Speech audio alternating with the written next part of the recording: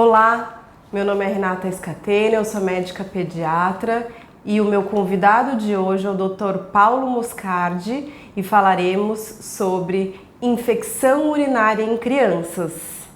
Bom, Renata, muito obrigado pelo convite aí.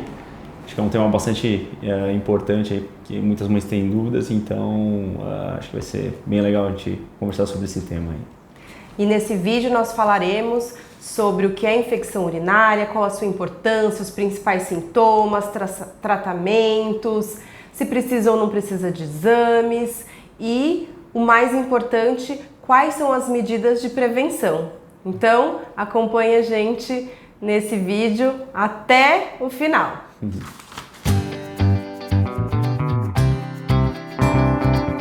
Bom, infecção urinária em crianças, na verdade, é a infecção causada por bactérias mais comuns nas crianças, né? Então, o que basicamente acontece é uma bactéria que coloniza ali, ela vive ali na região perineal, até do trato gastrointestinal do reto, que sobe pelo canal urinário, né, pela uretra. Na verdade, o que a gente tem que diferenciar basicamente onde está a infecção. Então, se a infecção está só na bexiga, por exemplo, que a gente dá o nome de cistite, ou se a infecção chega até os rins, a gente dá o nome de pielonefrite. Acho que um divisor de águas bem importante dos sintomas, que a gente vai falar também, é a febre. Então, normalmente se a gente tem febre acima de 37,8, a gente considera uma infecção febril, né? E isso é muito importante para a gente saber, porque isso vai mudar quais exames que a gente vai pedir e muitas vezes vai mudar também o tratamento e como a gente vai abordar, né? A infecção urinária, ela é mais comum nos bebês meninos. O que a gente vai ter quando a gente tem um bebê ou até um lactente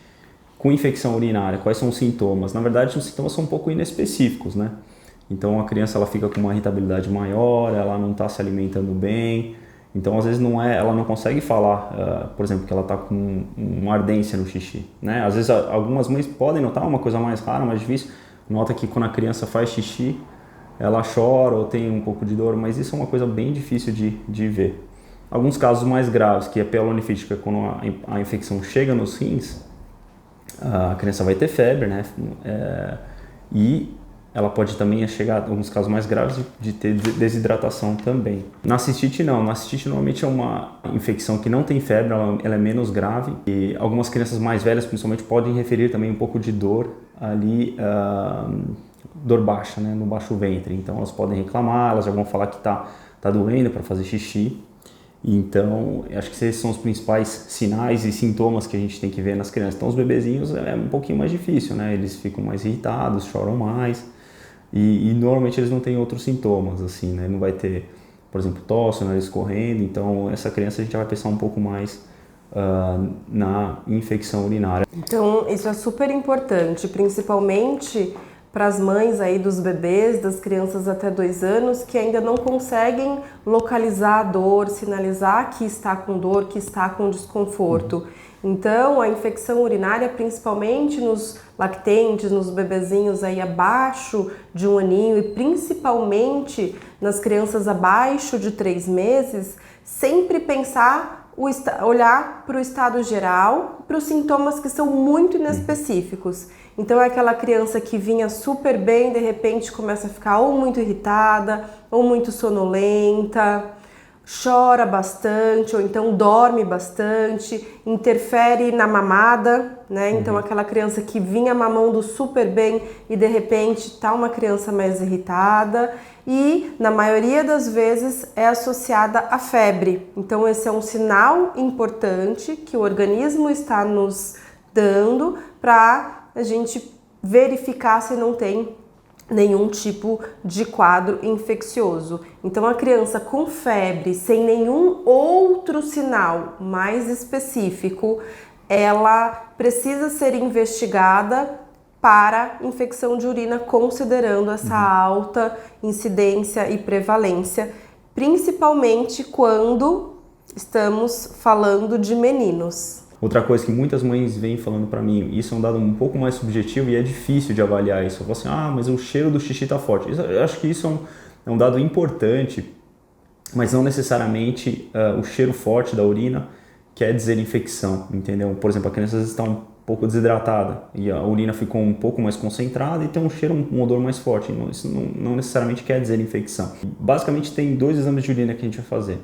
É o exame de urina tipo 1 e a cultura de urina. As crianças que já estão desfraldadas, então elas conseguem entender, por exemplo, um comando de pedir para fazer um xixi num copinho, tá certo?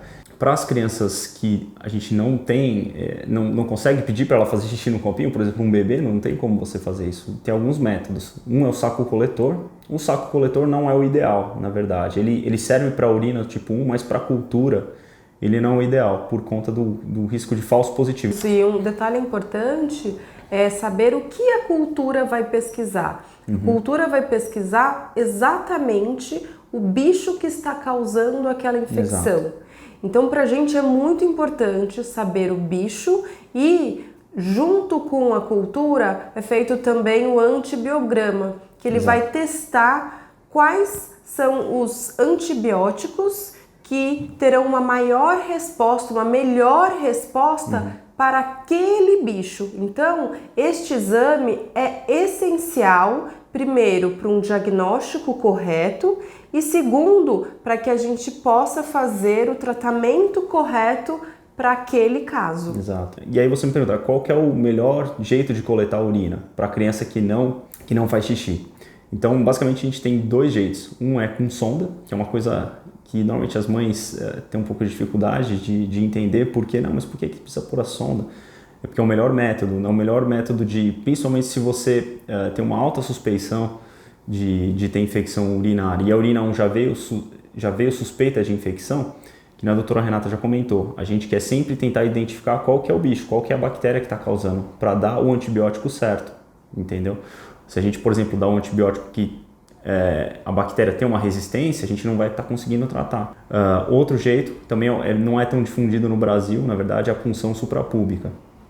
Na verdade, é com uma agulha, com uma anestesia local, claro, e a gente punciona a bexiga e aspira. Esse, na verdade, digamos assim, é o melhor método de cultura de urina também, mas não é tão difundido assim aqui no Brasil. Então, são basicamente esses 3 métodos para as crianças que não fazem xixi, não obedecem comando, ainda estão nas fraldas. Basicamente, o primeiro estado da criança, primeiro se tem febre, acho que se a criança tem uma infecção do rim, uma pielonefrite com febre, principalmente se for febre alta, acima de 39, essa criança precisa ser internada. Então, o estado geral da criança, se a criança está desidratada, não dá para ela fazer o tratamento em casa. Se ela está vomitando, por exemplo, uma criança menor, às vezes como é que ela vai tomar um antibiótico? Então, se a criança está vomitando, desidratada, não está bem, nesses casos a gente vai internar. Se a criança for muito pequenininha também, lactentes, normalmente a tendência é sempre acabar internando. Crianças com algum fator de complicação, por exemplo, alguma malformação urológica, então a criança tem refluxo, por exemplo, refluxo vésico-urinário, idealmente você vai acabar internando. Enfim, então são vários fatores, mas basicamente você vai ver a idade da criança, o estado geral dela, né, se a criança está bem ou não, se ela pode estar toxemiada ou não, se ela parece que está doente, a febre e se ela tem algum fator de complicação que você já sabe. Então, acho que esses vão ser basicamente o que você vai levar em conta, né?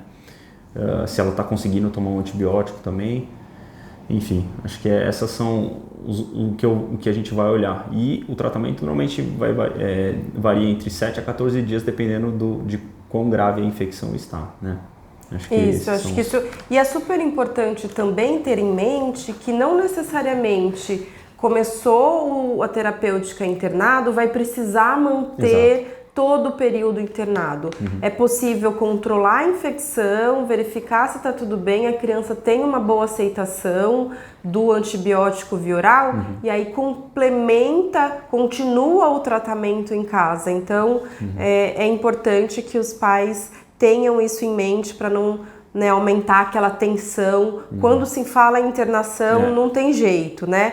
Mas é uma medida de zelo mesmo, até porque as crianças, elas uma hora estão bem e daqui a pouco já não tá. Principalmente quando é decorrente de uma infecção por bactéria. Então elas podem evoluir de uma forma muito rápida. Então a internação sempre é ponderada pelo médico que avaliou a criança, pela equipe que está ali nos cuidados daquela criança e levando sempre o risco e o benefício da internação. E uma coisa que a gente também comentou em relação ao exame de urina. Então, normalmente a gente começa, então chega uma criança com uma infecção grave, uma infecção febril, a gente começa o tratamento endovenoso, a criança fica em observação pelo menos 48, 72 horas até a gente ter o resultado da bactéria certinho.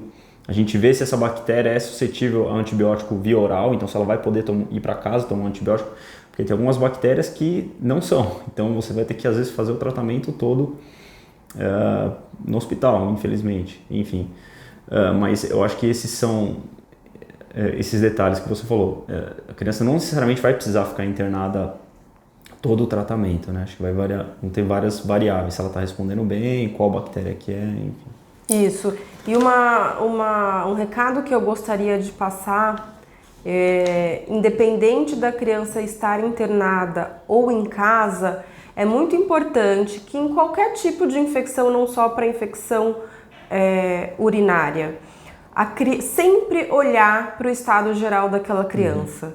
Então, a criança pode ainda estar com febre, mas deu o antitérmico, deu o medicamento, deu 40 minutos, a febre abaixou e essa criança está em bom estado geral, isso significa que o processo está andando conforme o esperado. Não, a criança, você deu o antitérmico e a febre não vai embora, a criança está gemente, caidinha, você olha para o seu filho e você não reconhece o seu filho, é um sinal de alerta super importante. E mesmo em uso do antibiótico, mesmo com tudo certinho, precisa retornar para uma avaliação o mais breve possível.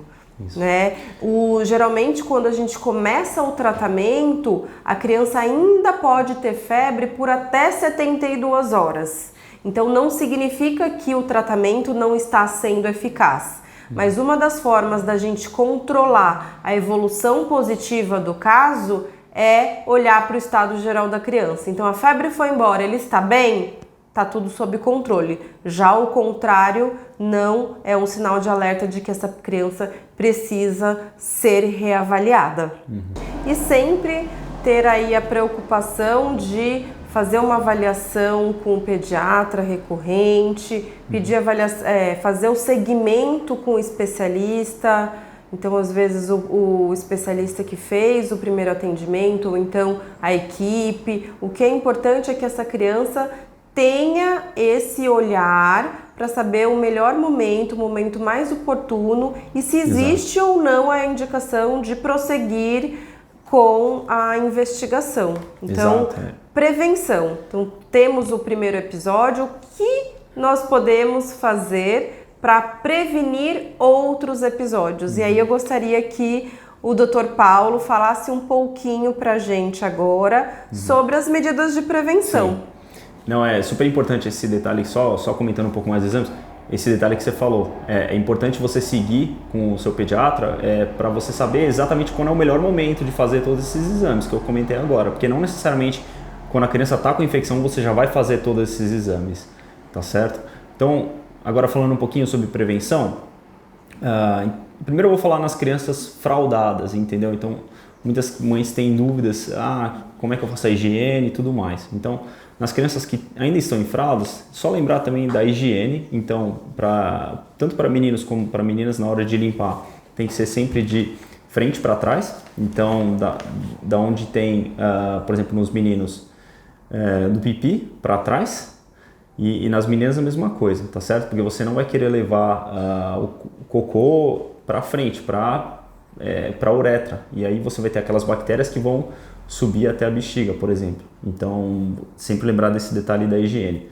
Para os meninos, então a criança que teve infecção, a gente sabe que crianças que fazem circuncisão ou conseguem já retrair o prepúcio todo para limpar a glande, elas têm uma chance menor de ter infecção. Então, depois que o menino teve uma infecção urinária com febre, pode ser considerado fazer a circuncisão ou pelo menos você indicar o Postec para ela conseguir fazer a retração do prepúcio e fazer uma higiene melhor, porque Ali no prepúcio você tem uma colonização, você pode ter uma colonização maior de bactérias que podem levar à infecção urinária.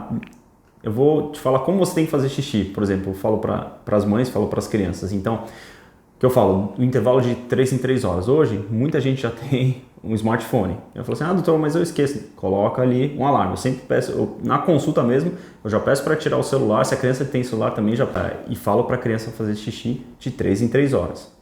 Aí tem um detalhe também, super importante, é a escola. Doutor, mas quando eu vou na escola, quando ele vai na escola, a professora não deixa ele fazer xixi. Realmente, esse é acho que a queixa mais constante quando eu falo sobre esse detalhe de fazer xixi a cada 3 horas. Tem um truque. Além da cartinha, a gente pode tentar fazer a cartinha, pedir para a professora deixar a criança sair, mas vamos dizer que, por exemplo, a cartinha não funciona. Então, tem um detalhezinho. A criança tem que fazer xixi pelo menos 3 vezes na escola. O primeiro momento, antes dela entrar na sala. Então, ela chegou, deixou a criança na escola, fala para ela, antes de entrar na sala, você vai no banheiro e vai fazer xixi. Isso é um momento. Na hora do recreio, então vai no banheiro fazer xixi. Mas não estou dando vontade. Vai no banheiro fazer xixi, sim. Tem que falar com a criança, é um treinamento, é uma coisa até, digamos assim, militar mesmo. Então, tem que falar para ela aí, antes de entrar na sala, na hora do recreio e antes de entrar, por exemplo, no ônibus escolar para voltar para casa. Tá certo? Então, acho que esse é o ponto para contornar esse problema da escola. E se tiver algum educador, tentem colocar aí também na rotina, né, das atividades. Sim. Quem sabe fazendo isso em conjunto, tantas crianças se alimentam melhor porque estão vendo os outros amiguinhos comendo na escolinha. Quem sabe também isso já vai ajudar bastante as crianças que tendem a ter esse padrão, essa disfunção. Isso. E aí a questão de fazer xixi. Então, você já comentou, né, que é tentar relaxar o máximo possível para a criança tentar fazer uma atividade meio lúdica mesmo, para ela.